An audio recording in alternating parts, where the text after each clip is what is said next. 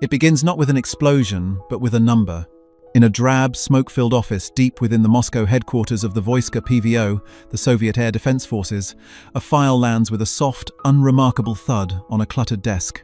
The year is 1960. The man who opens it, a mid-level analyst in the GRU's technical division, is not a general. He is a man of data, an engineer by training, a man who believes in physics, in thrust-to-weight ratios, and in the hard limits of metallurgy. What he reads makes him stop. He puts down his cold tea. The file is thin, a high-level summary from a source embedded deep within the American aerospace industry. It is not a photograph. It is not a blueprint. It is a list of projected capabilities. A design goal. He reads the numbers again, his lips moving silently. Maximum speed, Mach 3.1. Cruising speed, Mach 3. Ceiling, 70. 2,000 feet. Range, 6,500 nautical miles. Payload, 30,000 pounds. He knows these numbers. Individually, they are at the extreme edge of the possible. A few experimental interceptors, stripped-down test beds, could touch Mach 2.5 for a few frantic minutes before their engines melted. The Americans' own U-2 spy plane, a machine that haunted the PVO's nightmares, could float at 70,000 feet, but it was slow, a glider. But these numbers are not for a fighter. They are not for a delicate, unarmed reconnaissance craft. They are for a bomber, a heavy bomber. One designed to carry nuclear weapons. The analyst picks up his slide rule. He checks the calculations. He checks them again. The implications are not just bad, they are impossible. A machine this large, flying this high, at 3 times the speed of sound. It defies his understanding of aerodynamics. It would be a ghost, a phantom made of fire. He looks at the vast map of the Soviet Union pinned to the wall. It is a map of PVO sectors, a web of steel and radar, the most expensive and comprehensive air defense network ever constructed by man. Thousands of interceptor aircraft, MiG-19 seconds, MiG-21 seconds, Sukhoi Su-9 seconds sit on alert, their pilots ready to scramble. Tens of thousands of S-75 Dvina missile sites, the same system that had, just months before in May, finally brought down Gary Power's U-2 Stand Sentinel. It is a shield designed to protect the Rodina from the existential threat of the American Strategic Air Command, or SAC. This one piece of paper, this list of numbers, renders that entire shield obsolete. A MiG-21, the PVO's best, tops out at Mach 2. It takes 20 minutes to climb to 60,000 feet, by which point its fuel is nearly gone. This new American thing would be cruising at 72,000 feet. The MiG couldn't reach it. Even if it could, the closing speed would be astronomical, over a mile per second. The pilot would have less than a second to see, lock, and fire. The S-75 missile? Its maximum engagement altitude is 66,000 feet. This new Phantom would fly over it, untouchable. The analyst feels a cold knot tighten in his stomach. This isn't a weapon, it's a judgment. If the Americans build this, and build it in numbers, the Soviet Union is naked. The entire concept of mutually assured destruction is broken. It is no longer mutually assured. The Americans would have a free pass. They could fly to Moscow, Sverdlovsk, or the secret nuclear cities of the Urals, drop their payloads, and be back over the pole before the PVO could even confirm the attack. He stands, the file clutched in his hand. He walks past the portraits of Lenin and the Minister of Defense, his footsteps echoing in the corridor. He does not go to his immediate superior. He goes directly to the office of the deputy commander. The initial reaction is what he expected: disbelief, laughter, accusations of hysteria, disinformation. A general scoffs, waving a thick hand. The Americans float these fantasies to make us waste our rubles. Mach 3? For a bomber? The friction would melt the wings. Pure propaganda. With respect, Comrade General, the analyst says, his voice quiet but firm. The source is OTLV, the most reliable we have, and the physics, while extreme, is not impossible. They speak of new fuels, of using the airframe itself to generate lift from its own shockwave.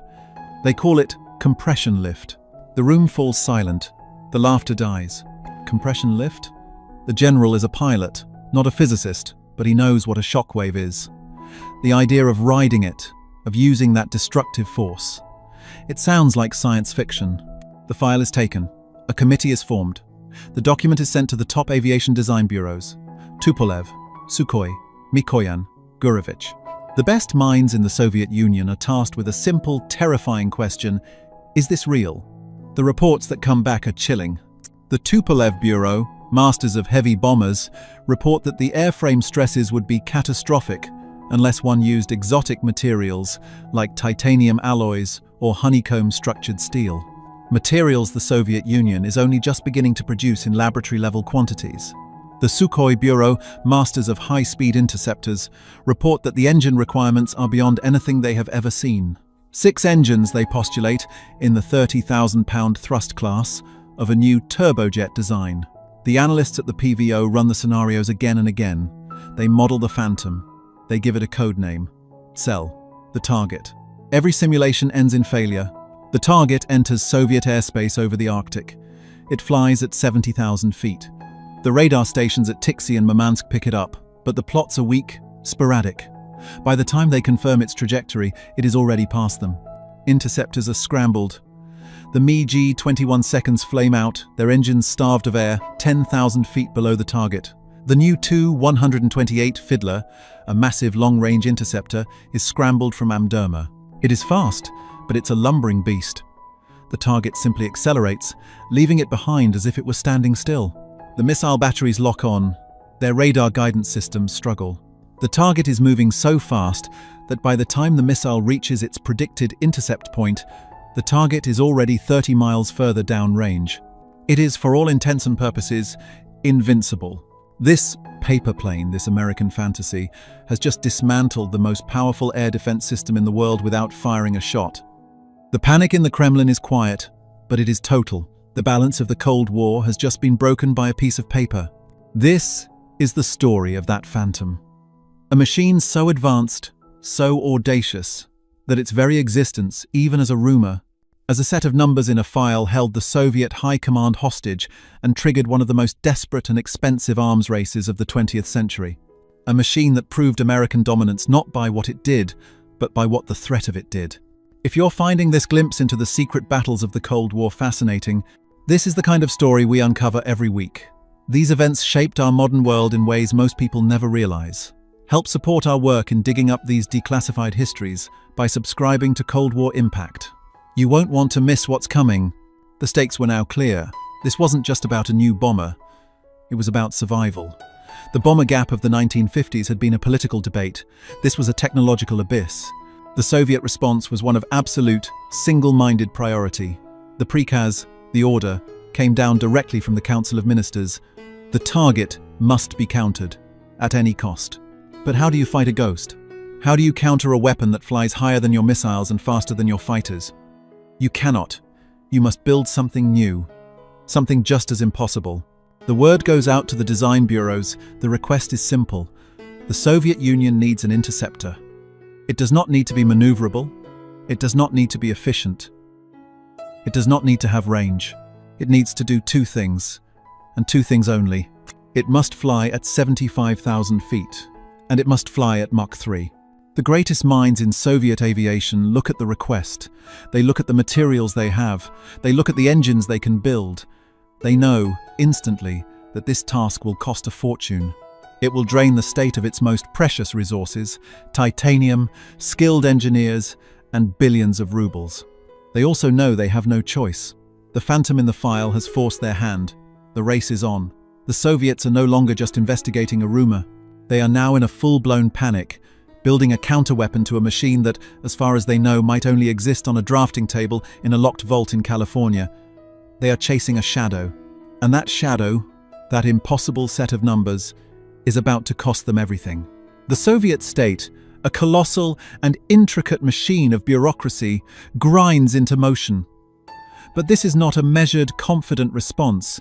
It is a scramble, bordering on panic. The GRU and the KGB's first chief directorate are given a blank check. Get us proof, the directive from the Central Committee demands.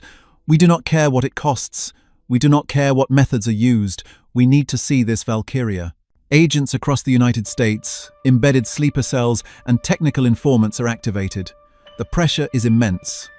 They are no longer asked to find political secrets or troop movements. They are asked to hunt a ghost. They are tasked with penetrating the most secure facilities in the world: Edwards Air Force Base in the Mojave Desert, the shadowy Skunk Works in Burbank, and the heavily guarded corporate offices of North American Aviation and Boeing. The reports that come back are failures. They are whispers. There is talk. An agent reports from a bar near the Edwards testing range of a great white bird. The pilots who see it are told it's a weather phenomenon. They are ordered to forget it. The budget documents are sealed. Another source, a low-level congressional aide, reports there is a black project, a line item simply titled Strategic Penetrator, with a budget larger than the entire Apollo program. It is a void. No one will speak of it. While the spies hunt for paper, the PVO, the Air Defense Forces, hunt for the real thing. A state of permanent, agonizing alert is established across the entire northern frontier, from the Kola Peninsula to the Bering Strait. This is the roof, the air corridor the American Phantom would have to cross. It is a terrible time to be a radar operator.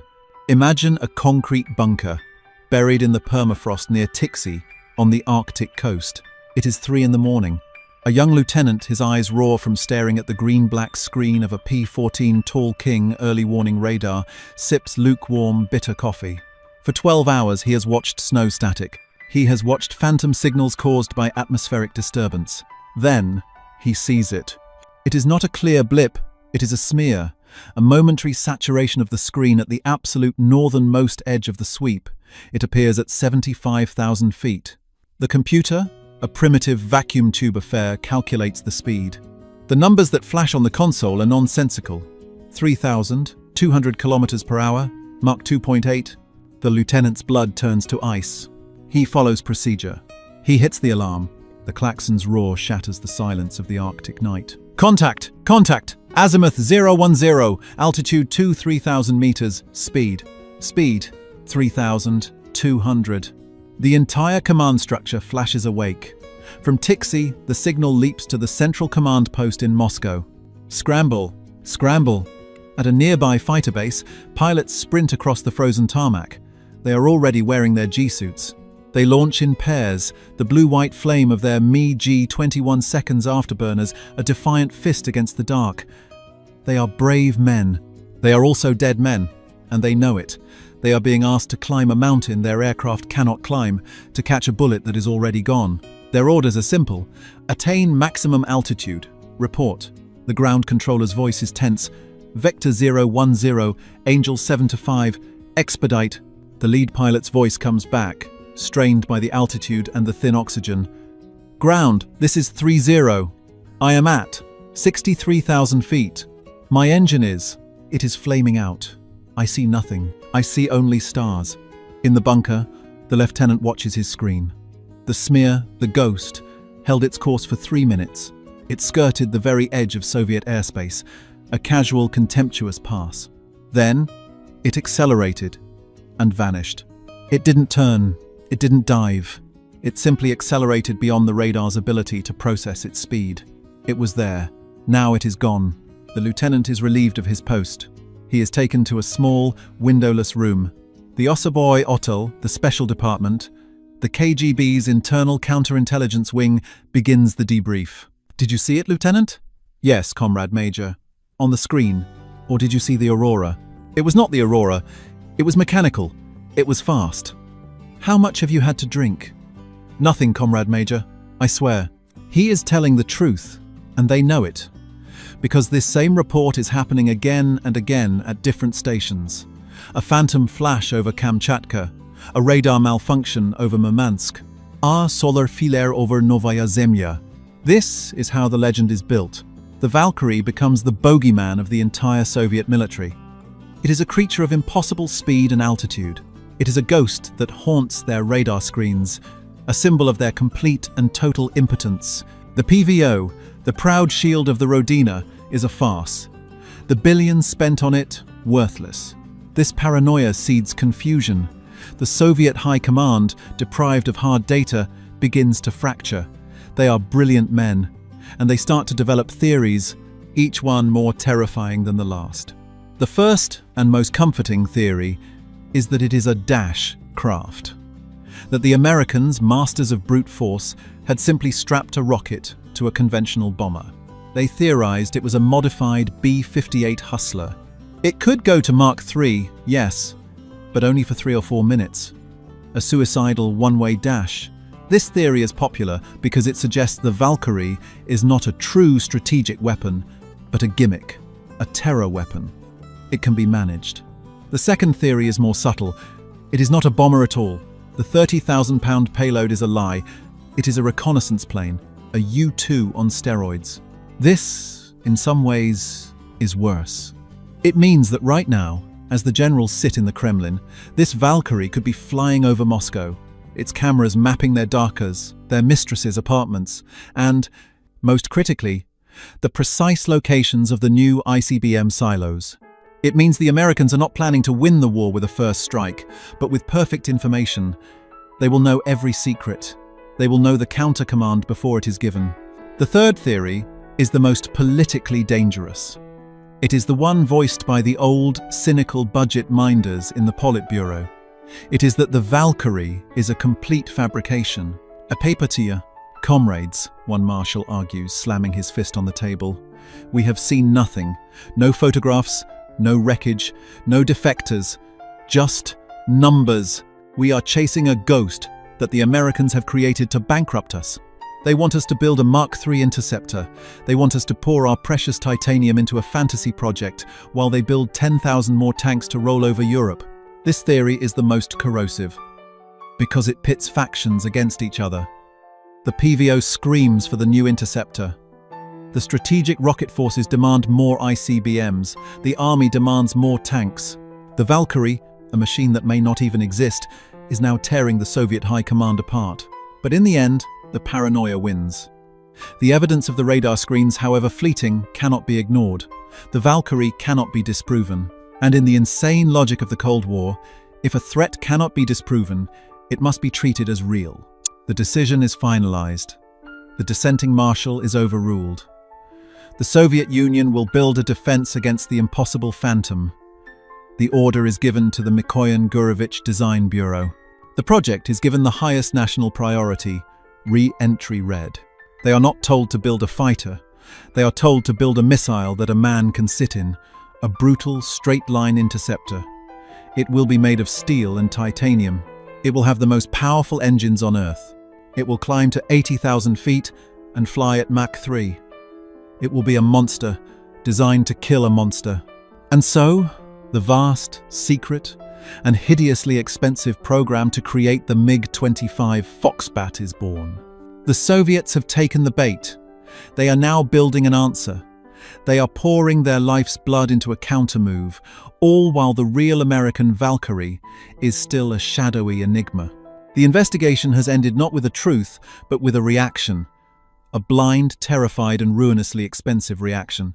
While the finest minds in the Soviet Union were locked in a paranoid debate, chasing radar ghosts and building counters to a phantom, the source of their terror was very real. It was taking shape not in a dark underground bunker, but in the blinding, optimistic sunshine of the California high desert. The shift in perspective is total. We leave the smoke-filled, fearful offices of Moscow and land in Palmdale, California, at the sprawling, secret-draped facility known as Air Force Plant 42. The year is 1961. Here, the mood is not fear. It is arrogance.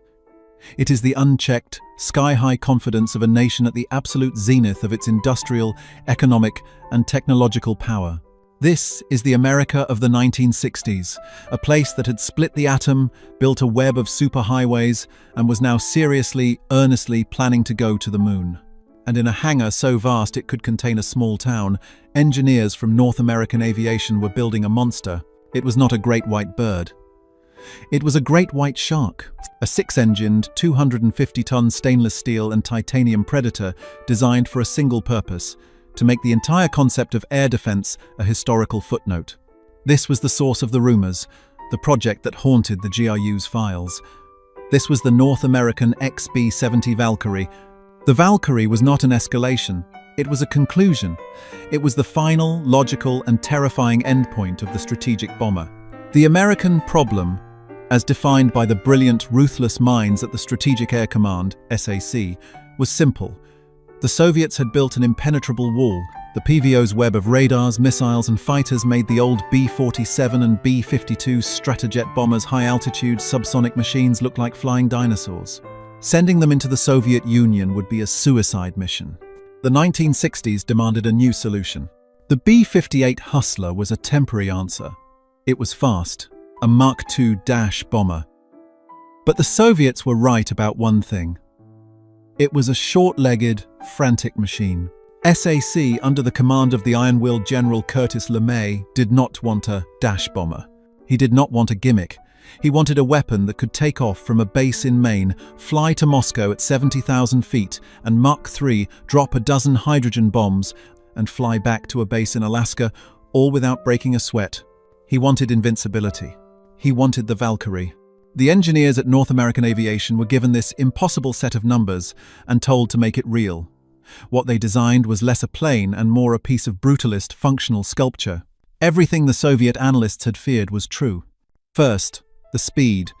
To fly at Mach 3 over 2,000 miles per hour, for hours on end, you cannot use aluminum.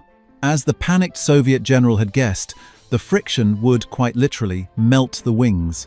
The airframe would heat up to over 600 degrees Fahrenheit. So, the Valkyrie was built from exotic materials. Its skin was a honeycomb stainless steel lattice, painstakingly brazed together, so strong and light, it defied conventional engineering.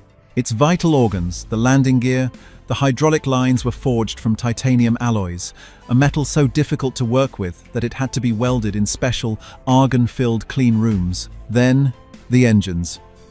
To push 250 tons of steel and fuel to 70,000 feet and keep it there required a power source of almost unimaginable force. General Electric was tasked with the job. They returned with the YJ-93G E3 turbojet.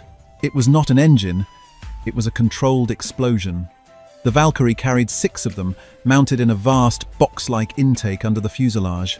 On afterburner, they combined to produce over 190,000 pounds of thrust, gulping down air, and a special high-energy zip fuel with a terrifying, earth-shattering roar. But the true genius, the secret that the Soviet analysts had only guessed at, was the shape. This was the American leap, the moment of pure, unadulterated ingenuity. The Valkyrie was not just fast, it was the first large-scale aircraft in history designed to use its own shockwave. The design team, led by men like Harrison Storms, had discovered compression lift. At Mach 3, the XB-70 would generate a massive, conical shockwave. The brilliant, almost alien design with its long, drooping canards and vast, flat underside was engineered to trap that shockwave. The wave, a wall of high-pressure air, would push up on the bottom of the plane, dramatically increasing its lift. The Valkyrie would, quite literally, ride its own thunder. And the final piece of the puzzle, the one that gave the aircraft its unearthly, bird-of-prey appearance, the wingtips. In subsonic flight, they were straight, like a normal plane. But as the Valkyrie approached Mach 3, the outer 20 feet of each wing would fold down hydraulically to a 65-degree angle. This was not for show. It was a stroke of genius. The folded tips trapped the shockwave, enhancing the compression lift. They also acted as giant vertical stabilizers, making the massive plane rock-solid stable at 2,000 miles per hour. This meant the tiny, conventional tail fin could be much smaller, reducing drag. This was the American solution. A 250-ton Mark III strategic bomber, built of steel and titanium, riding its own shockwave, with folding wings, powered by 6 engines that could have powered a small city. It was not a paper tiger. It was not disinformation. It was real. It was parked in a hangar in Palmdale. The cost was staggering. The program was eating billions. But the Americans didn't care. They were not building a plane in reaction to a threat, as the Soviets were. They were building a plane to become the threat. They were building a machine to redefine the very rules of warfare. The first prototype, Air Vehicle 1, was a thing of breathtaking, terrifying beauty. It was 189 feet long, painted in a stark, anti-flash white. Its long, pointed nose drooped for takeoff and landing, giving it a predatory, head-bowed look. Its tail was a pair of massive, canted fins. On September 21, 1964, its test pilots, Al White and Joseph Cotton, eased the 6 throttles forward. The roar that echoed across the Mojave was the sound of a new age. While the Soviets were desperately laying the first titanium spars for their MiG-25 Foxbat, a pure, crude, straight-line interceptor built to kill a ghost, the Americans were already in the sky. The ghost had a name, and it was about to fly. The confrontation, when it finally came, was not a high-altitude dogfight over the Arctic. It was not a tense radar lock in a dark bunker. It was a piece of mail. In 1965, a Soviet diplomat, a known GRU technical officer stationed at the embassy in Washington, D.C., attended a public aviation briefing. He walked away with a glossy, heavy paper press kit from North American Aviation. Later, in the embassy's secure room, he slit it open. Out slid a set of 8x10, high-resolution, professionally shot photographs. There was no smear on a radar screen, no atmospheric phenomenon. There it was, the great white bird, the Tsel, the Phantom. It was sitting on the tarmac at Edwards, gleaming in the California sunday.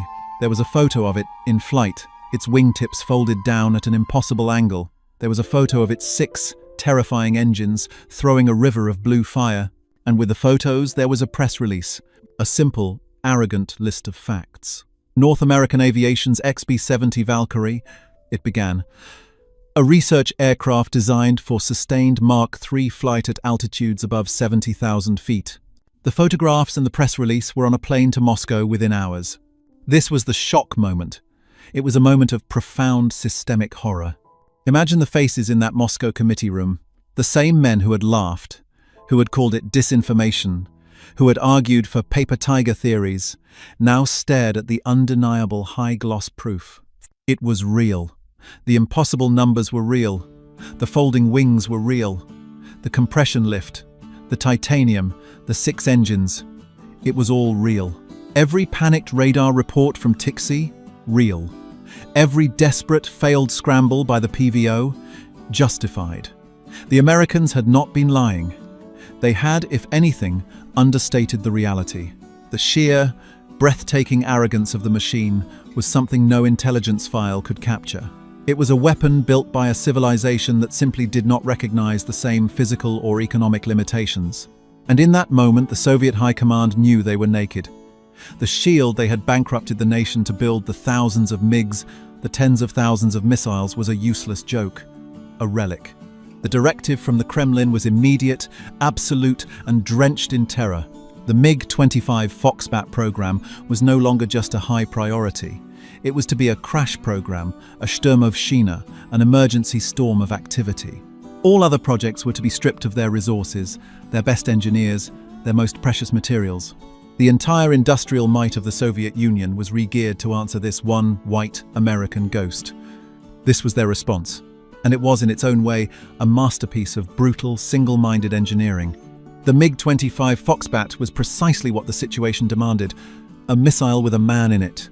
The Mikoyan Gurevich Bureau denied the exotic lightweight materials of the Valkyrie, made their machine out of the only thing they had in abundance, steel. The Foxbat was a 29-ton brute, arc welded together by hand. It was not elegant. It was powerful. Its engines, the Tumansky R-15 seconds, were monsters. They were designed to gulp a low-grade, kerosene-like fuel, and on full afterburner would propel the steel airframe to Mach 3.2. But they were hideously inefficient. The Foxbat had the fuel consumption of a small naval destroyer. Its combat radius was pathetic. Its radar, the Smerch A, was the most powerful airborne radar on Earth. It was a crude vacuum tube behemoth that pumped out 600 kilowatts of power. It was so strong that ground crews were forbidden from turning it on, fearing it would incinerate rabbits on the runway and cook any living thing within 100 meters. This was the Soviet counterpunch, a crude, powerful, specialized and terrifyingly fast interceptor. It could take off, fly in a straight line at 80,000 feet, fire its massive 20-foot-long missiles at a target. It could barely see and then land, its fuel tanks completely dry. Just minutes later, they built it by the hundreds. The PVO finally had its ghost killer. The pilots who flew it were the new heroes of the Soviet Union. The balance, it seemed, was restored. And then, the real shock came. The one that was far more profound, more strategically devastating than any photograph. In 1969, the Americans cancelled the Valkyrie program. The news rippled through the Soviet intelligence community, and it was met not with relief, but with pure, unadulterated confusion. Why? Why would they spend billions, an estimated $1.5 billion in 1960s dollars, a colossal sum to build the perfect, war-winning weapon, and then just stop? They built only two. The first one had flown. The second one, in a tragic, high-profile accident, had crashed in 1966 after a mid-air collision with a photo-chase plane. But the first ship was still flying. The design worked. The Soviet analysts scrambled for a reason. Did it fail? Was the technology a dead end? Did the crash expose a fatal flaw? No. The data coming back from the test flights was clear. The Valkyrie worked. It did fly at Mach 3. It did ride its own shockwave. The truth, when it finally dawned on the Soviet leadership, was the single most terrifying realization of the entire Cold War. The Americans hadn't cancelled the XB-70 because it was a failure. They had cancelled it because it was already obsolete. The entire strategic premise of the Valkyrie, a manned bomber, flying high and fast to penetrate enemy airspace, had been rendered irrelevant by the Americans' own technology. First, the Intercontinental Ballistic Missile, ICBM. The solid-fueled Minuteman missile, sitting in a hardened silo in North Dakota, could reach Moscow in 30 minutes. It could not be stopped. It could not be intercepted. It was a fraction of the cost of a single Valkyrie. The age of the manned bomber, even a Mark III one, was simply over. Second, and even more secretly, the Americans had another Mark III aircraft, a smaller, blacker, and even more impossible phantom that the Soviets had not even begun to track. While the Valkyrie was being built as a bomber, the Lockheed Skunk Works was building the A-12, which would become the SR-71 Blackbird, a spy plane. This was the master stroke. The Americans had let the Soviets see the Valkyrie. They had made it big, white, and loud. They had let it become the bogeyman. And all while the real penetrator, the Blackbird, was operating in total secrecy. The Soviets had just spent their entire national treasury building a counter to a decoy. The MiG-25 Foxbat, that magnificent, brutal, terrifying machine, was a futile response. It was an answer to a question the Americans were no longer asking. It was a shield built to stop a sword that its owner had already thrown away because he had just invented a gun. The true dominance of the Valkyrie was not in its performance. It was in its timing.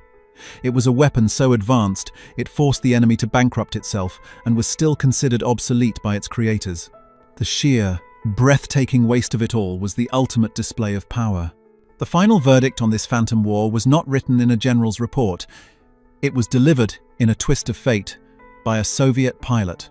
In 1976, a full decade after the Valkyrie program had been officially terminated, PVO Lieutenant Viktor Belenko had grown disillusioned. He saw the rot at the heart of the Soviet system, and he sat at the controls of the system's most terrifying secret, the MiG-25 Foxbat. On September 6th, he flew his aircraft, the one built to kill the Valkyrie, not to intercept a ghost, but to escape one. He flew low, evading his own radar net, and landed at a civilian airport in Hakodate, Japan, handing the West the single greatest intelligence prize of the Cold War. American engineers, the spook community, and aviation experts swarmed the machine. This was it, the bogeyman, the Mark III super interceptor that had terrified NATO for a decade, the plane that had been built in a panic to counter the Valkyrie. They carefully, reverently, began to take it apart. And what they found, this was the final, devastating shock of the Valkyrie's story. They were not shocked by its advancement. They were shocked by its simplicity. The Foxbat was not a sleek, advanced, titanium-skinned predator. It was a brute, a monster of crude, desperate, and brilliant pragmatism. The airframe was not made of titanium. It was made of nickel-steel alloy, the same material used in industrial furnaces. It was heavy, and it was welded together by hand. The welding, the Americans noted with astonishment, was sloppy in places. The avionics were not the cutting-edge solid-state microelectronics the Americans were pioneering. The Smerch A radar, the 600-kilowatt giant, was run by vacuum tubes, not transistors. The Western experts laughed, at first. "They're still using light bulbs." Then, the engineers looked closer, and the laughter died. The vacuum tubes were not a sign of backwardness. they were a sign of cunning. They were less sensitive to the electromagnetic pulse of a nuclear explosion. The radar's massive power wasn't for finesse, it was designed to burn through American jamming by sheer brute force. The engines were not durable, reusable marvels of metallurgy. They were thirsty, crude, and unbelievably powerful. The Americans realized the MiG-25 could only reach its advertised Mach 3.2 once. The engines would be so catastrophically damaged by the heat and stress that, upon landing, they would have to be completely removed and replaced. It was, quite literally, a kamikaze engine. This was the killer statistic. This was the verdict. The West had looked at the Foxbat and seen a terrifying, high-tech F-15 competitor. The reality was a one-trick pony. It was a straight-line interceptor built, at ruinous expense, for a single, narrow, and now non-existent mission. Climb to 80,000 feet, fly at Mach 3, kill the XB-70 Valkyrie, and land. If you can. This is the true macro theme of the Valkyrie's legacy. It is the story of imitation versus innovation. The Soviet Union, with its centralized command and control economy, was a masterful reactor. When the state identified a threat, a German tank, an American atomic bomb, a Mark III bomber, it could focus the entire will and resources of the nation into creating a countermove. The MiG-25 was the ultimate expression of this, a brilliant, desperate, and ruinously expensive answer. But the American system, a chaotic, decentralized, and profit-driven engine of innovation, had already changed the question. While the Soviets were hand-welding steel to stop a Mark III bomber, America was building ICBMs that made bombers obsolete. While the Soviets were using vacuum tubes to burn through jamming, America was developing stealth technology that would make radar itself obsolete. The Valkyrie was a weapon of economic warfare, and its creators didn't even know it. The $1.5 billion the Americans wasted on the XB-70 was a rounding error.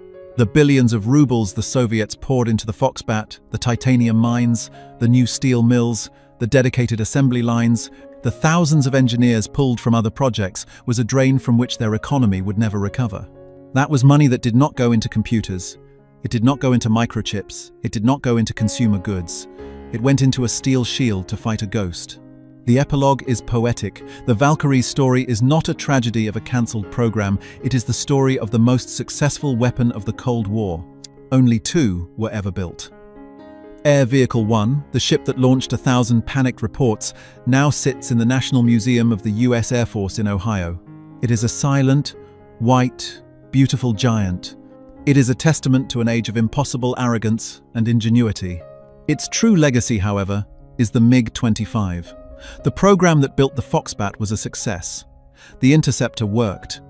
It could have killed the Valkyrie, but in doing so, it helped kill the Soviet Union. The Valkyrie defined the true power dynamic. It was a weapon so audacious, so advanced, and so expensive that it bankrupted its enemy by simply existing. It never fired a shot. It never flew a combat mission. It won the Cold War from a hangar in the Mojave Desert, a white phantom whose shadow fell not over Moscow but over the entire, doomed, economic future of the Soviet state.